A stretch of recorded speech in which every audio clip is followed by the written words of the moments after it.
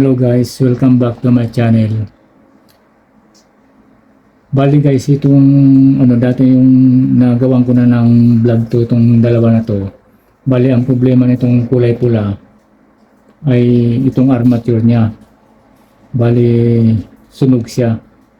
At itong isa naman, ang problema naman niya, nagwiwigil siya. Ang problema sa kanya ay yung bearing. Ngayon, sabi ko dun sa may-ari nitong kulay pula, ang bibili niya ay armature, pinadala ko to sa kanya. Ang price daw sa kanya nito ay nasa 800 daw. Yung original, yung local nasa 500. Ngayon, bumalik siya sa akin, ang sabi niya, mayroon naman daw nabibili na nasa 1,000 plus na bagong electric grinder. Kaya ang ginawa niya, hindi na niya to pinaayos sa akin. Hindi, dahil ako rin naman yung naggawa nito, hindi na niya pinuha sa akin to. Itong pulang grinder. At ito naman, sinabihan ko na yung may-ari, hanggang ngayon hindi naman niya kinukuha sa akin, hindi naman niya pinapalitan ng bearing. Ngayon, ayoko naman magpara standby nitong gamit na to dito. Ito, wala na rin to. Totally binitawan na rin niya to, hindi na niya ipapaayos. Ngayon, ang gagawin ko nito guys, para lang isa dito sa dalawa na to ay kailangan ko mapagana. Ngayon, ang gagawin ko guys, dahil halos parehas lang naman yung size nito, tinitingnan ko. Bubuksan ko ngayon itong niya dito, kung magkaparehas yung mga gear niya, saka yung mga parts niya. Ang gagawin ko, itong ulo nito, ipapalit ko siya dito. Para mapagana natin itong isang to. Kasi ang problema lang nito, bearing. Ito, wala namang problema yung yung ulo. Armature lang ito, ulang problema niya. Ito, tatanggalin ko to guys. At ililipat ko dito. Ngayon, ang gagawin ko muna, bubuksan ko to. Itong mga niya, ibabaw. Para makita ko yung, makumpara ko yung niya, kung magkaparehas yung loob niya. Pag nagkaparehas yung loob niya, yung mga gear niya, dilipat ko itong ulo dito guys. Para yung armature niya, kung match din siya dito. Bubuksan natin ito ngayon.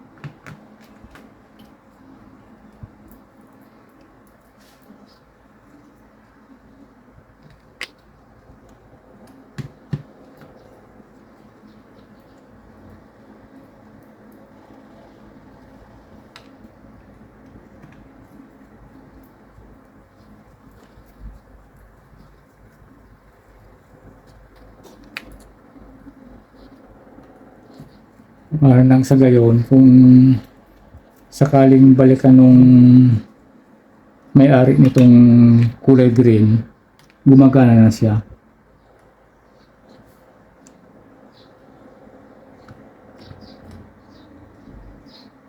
Ayan guys, yung niya, titingnan natin. Ito naman isa.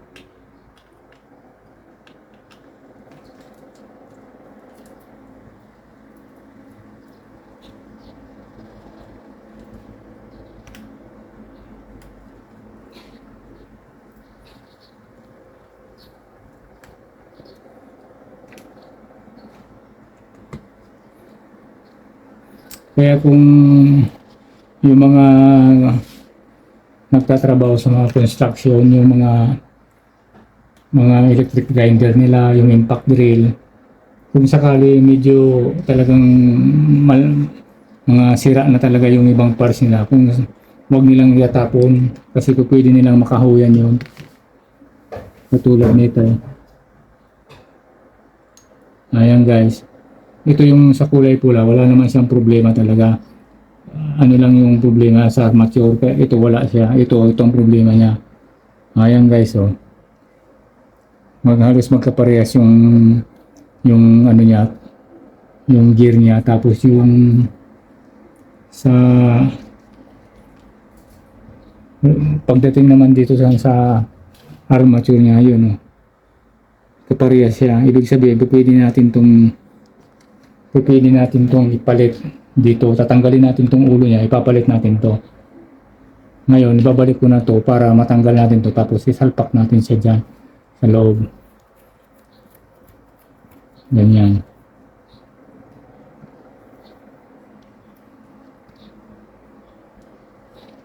Babalik ko na to guys para hindi siya masyadong ano, makalat sa ginagawa natin para pagbalik natin.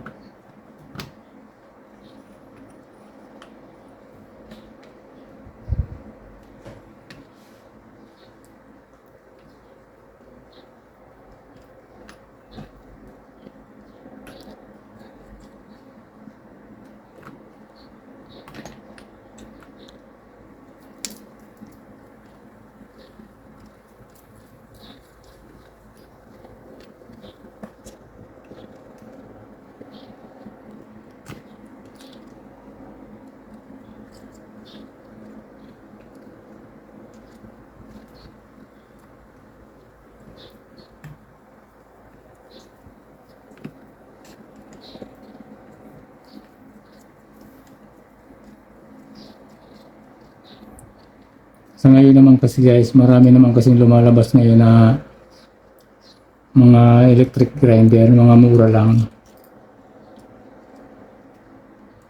Mga kaso nga lang, yun nga lang ang problema nun. Pag hindi mo naingatan sa paggamit, madaling masira. Iba talaga yung may kamahalan pero bibigyan ka rin ng magandang quality sa ano niya,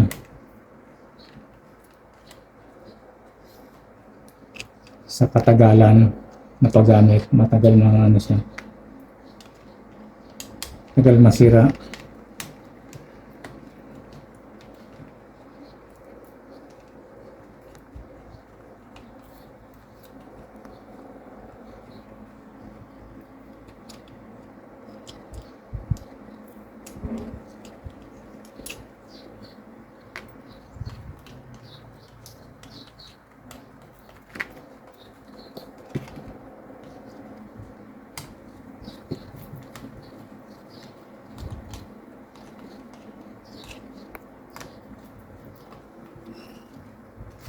Siyang electric grinder, masyadong mahalaga ito sa mga mason, sa mga lalo sa mga tile setter. Mahalaga sa kanila to eh. Pag wala kang grinder, aarkila ka, magkano? 200, 300. Pag nasira pa, yun, malaking problema.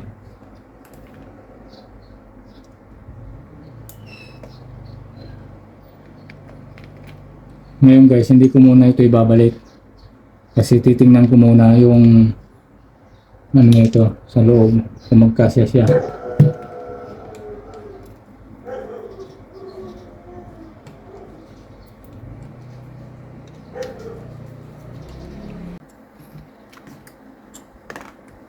Ayan guys, bali natanggal ko na pero hindi ko pa muna ibabalik to. Kasi gusto kong makita yung ano ng armature niya, yung shafting, kung pasok siya dito sa loob para maaabot nitong main gear niya. Ayan.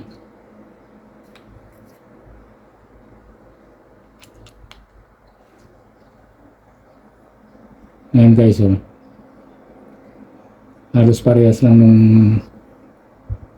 isang ano grinder yung shafting ng armature.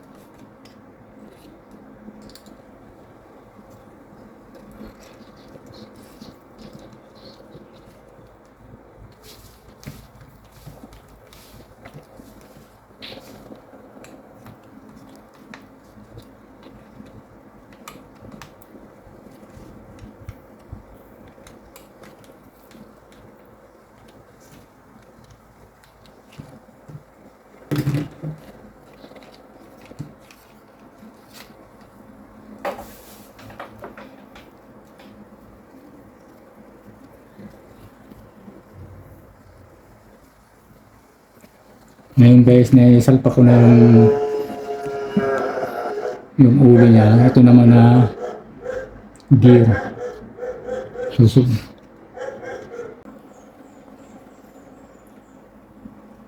Ngayon guys, itong ipinalit ko dito, ito yung ulo na para dito sa kulay pula.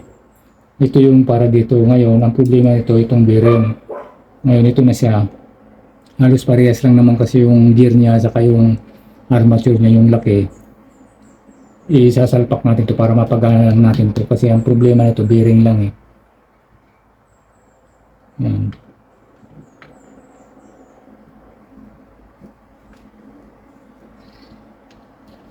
Yan guys, oh. Medyo matigas siya ng konti. Ibig sabihin, kumakapit yung armature niya. Ngayon, ibabalik na natin siya. Susubukan natin.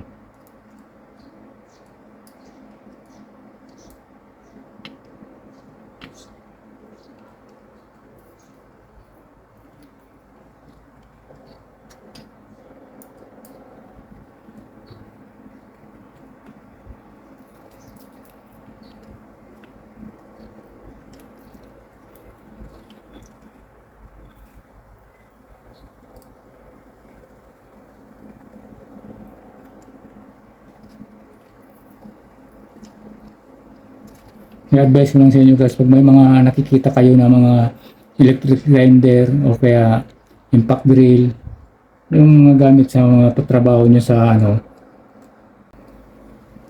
i-advise ko lang sa mga sa construction site na mga nagtatrabaho sa kahit anong sa mga skills na nagagamit ng mga electric grinder, impact drill, jigsaw. Pag may nakita kayo niyan sa junk shop o pwede niyong bilhin yan. Huwag niyo basta itatapon. Tapos, kasi pwede yung kahuyan yan eh. Kung may kailangan kayo kasi may mga kamahalan din naman. Tapos, bibili kayo ng bago. Mga masisira din naman. Tapos, kung may mga kayo, mga assemble, mga kahuyan, bilhin niyo lang. Kasi katulad nito, ito wala na yung armature niya, hindi na niya pinalitan. Hindi na yung may-ari, ayaw na. Hindi, yung ulo niya, okay naman. Ipapalit ko siya dito. Kasi ang problema nga niya, ito. Yung bearing niya. At saka nakita ko rin yung loob nito. Medyo na yung bearing niya. May mga maluwag na. Kaya ito, pinalit ko siya bago pa to eh. Dito. Kasi ito, para gamit nila, kahit iba na yung tunog, diretso pa rin yung gamit nila.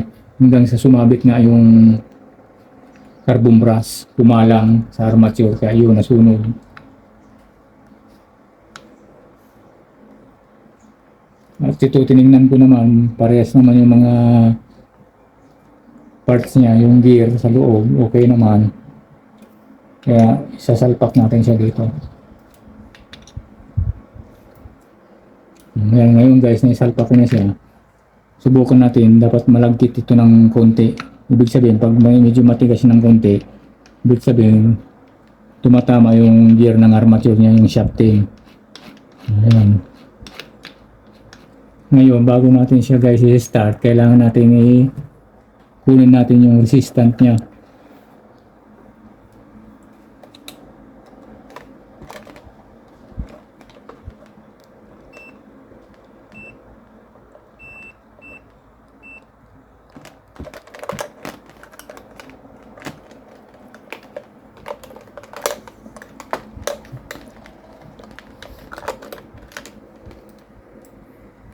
Ganito lang naman guys ang paggawa ng resistant kasi kailangan bago kayo, pag may gumalaw kayo ng kahit anong mga electric machine or basta may sa electrical, mag-tester muna kayo ng mga motor bago kayo mag-energize. Kailangan testerin nyo muna yung resistant nya. Ganito lang naman pag ng kuha ng resistant guys, yung dalawang dulo nya, yun ng multitester, tapos i-on off nyo. Ayan siya. Okay naman yung resistant niya guys. Tapos si body ground niya siya. Ang kabilaan. Okay naman siya. Testingin na natin siya. Na-check na natin siya. Okay naman yung resistant niya. Yung ano lang armature niya, kapit naman siya. Ngayon, sasaksak natin. Ngayon guys, ang pag-testing nito, isang pitik lang muna para maano lang muna natin yung gear niya kung maingay ba siya o ano. Tapos i-off niya ulit. Pakinggan natin isang click.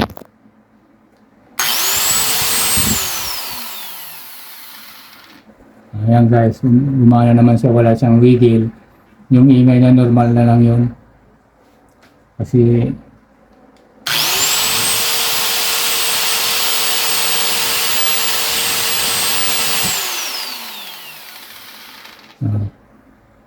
yung sinasabi ko guys, yung minsan yung mga kahit sira na yung electric grinder, yung ano, wag nyo basta itatapon.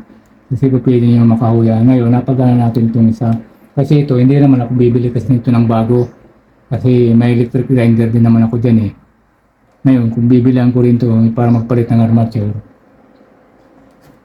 hindi ko na kailangan bumili. Kasi ito, medyo mga maluwag na rin yung mga gear niya. Pero okay pa naman to, bearing lang. Pero baka sa susunod may mga makahuyan tayong iba, gamitin natin siya. Ganun din naman yung ngayon. Ang kagandahan nito, kung kunin pa ito ng may-ari sa akin, sasabihin ko sa kanya na okay na yung electric grinder niya, eh, mag-usap na lang kami ng magkano ibabayad niya sa akin. Ngayon, kung ayaw na rin niyang kunin, wala tayong magagawa nun, eh, magiging akin tong electric grinder na to. At po pwede ko siyang ibenta ngayon. Pero sana kunin pa kasi kahit papano makakamura siya dito kaysa bibili siya ng bago o kaya manghihiram.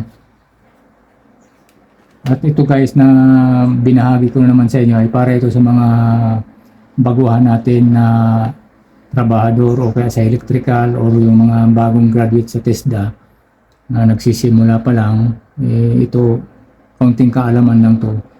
At dun sa mga talagang may alam na rin sa mga ano, mauunawaan naman nila to. Ito ay binabahagi ko lang sa sarili kong experience lang sa pagtatrabaho. Dun sa iba naman mga experience din, eh, salamat kung napanood nyo to. Ito yung binabahagi ko lang to sa mga baguhan natin na mga sa electrical din. Kahit paano, eh, kahit naka-junk na, nagagamit pa rin nila. Kung nagustuhan nyo guys itong ibinahagi ko sa inyong konting kalam, paki-like and share na lang para sa susunod nating video. Shout out nga pala dun sa mga subscriber ko na kahit kakaunti pa lang, eh, malaking salamat. Kahit pa paano, eh, gagawa tayo ng mga videos na mga ganito para sa mga dagdag kaalaman sa mga baguhan natin na kasamahan. Maraming salamat sa inyo guys. Paki-like and share na lang.